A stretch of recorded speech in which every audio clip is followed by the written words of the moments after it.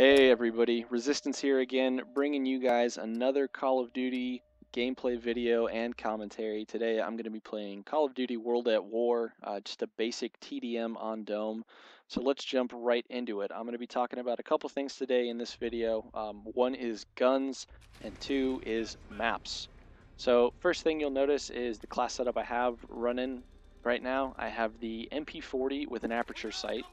I have stopping power, extreme conditioning, a couple satchel charges, and not that it matters, but ordnance training, since there are no vehicles on this map. So the first thing I want to talk about is the MP40. It's absolutely my preferred submachine gun in World at War because it does have the highest stopping power before the perk comes in. It has the highest damage per bullet before any perks make any alterations of all the submachine guns.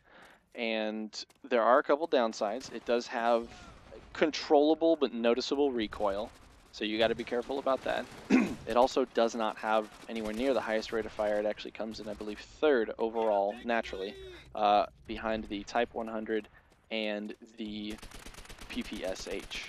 So as you can kind of see right there, the Aperture sight, not really my attachment of choice because it threw me off a little bit. I was just lagging behind the guy the entire time.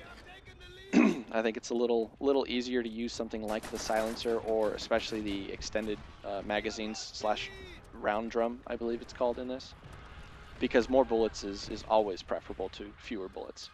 So yeah, if you guys are going to be rocking a submachine gun setup of any kind, I would go with this one for kind of an assault feel, because it's got the stopping power of an assault rifle, and it's pretty accurate. So it's absolutely my recommendation of choice.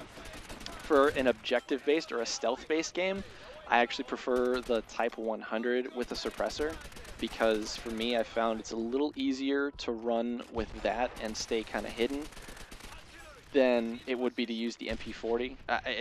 It could be a personal preference, absolutely, but I don't know, I feel better, and I feel like I get the job done a little easier using the Type 100 if I'm doing like a CTF or a not a capture the flag, a domination game.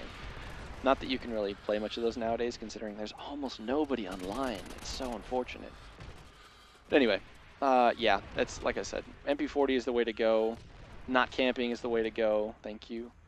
And let's move on to maps. Dome is one of those maps that's really fun to play.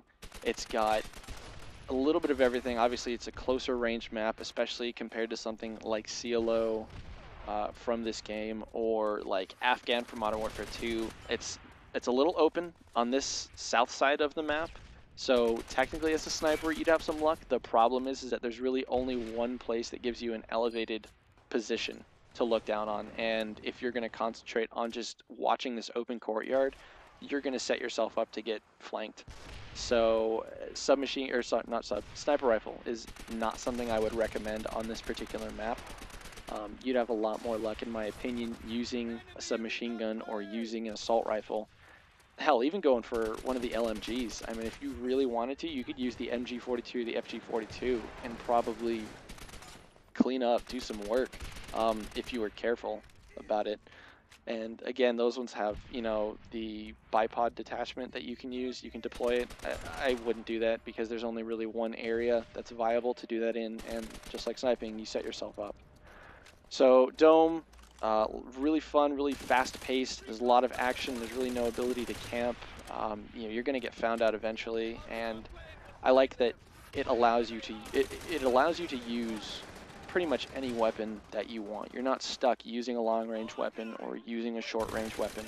You can run around with a trench gun. I know for a fact you can because I've done it. I absolutely love the trench gun in this game, and the double-barrel shotgun is pretty fun too. So yeah, it's just one of those things where I like maps that have diversity in them, and to me, Dome has just a little bit of everything, including debris that can get in your way when you're trying to throw Molotov cocktails. So anyway, I'm hoping that some of the maps in Black Ops 2 that Treyarch is doing, that some of the maps kind of look like Dome, or that have that same feel. From what I have seen of the gameplay footage, it definitely looks like some of the maps are closer and a little cozy. So anyway, hit me up, give us a like, comment, rate, do all of that stuff. And in the comment section, leave below your favorite submachine gun from all of the Call of Duty games. And I will see you guys next time. This is Resistance signing out.